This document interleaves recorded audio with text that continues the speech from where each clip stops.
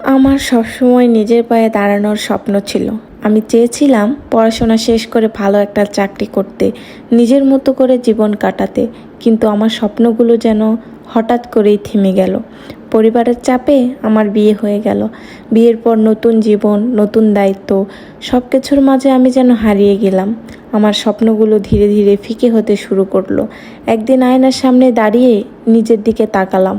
মনে হলো, আমি কি সত্যি এই জীবন চেয়েছিলাম? আমার স্বপ্নগুলো কি তবে শেষ হয়ে যাবে? সেই মুহূর্তে আমি একটা সিদ্ধান্ত নিলাম, আমি আবার শুরু করব। আমি জানতাম পথটা সহজ হবে না, কিন্তু আমি হাল ছাড়তে রাজি ছিলাম না। আমি আবার পড়াশোনা শুরু করলাম, চাকরির জন্য চেষ্টা করতে লাগলাম। দিনের পর দিন পরিশ্রম করে গেছি, পরিবারের দায়িত্ব সামলেছি, নিজের স্বপ্ন পূরণের জন্য লড়াই চালিয়ে গেছি।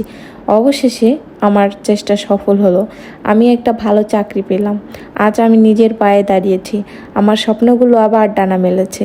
আমি জানি জীবনে অনেক বাধা আসে, কিন্তু নিজের উপর বিশ্বাস আর চেষ্টা থাকলে সব স্বপ্নই সত্যি হয়।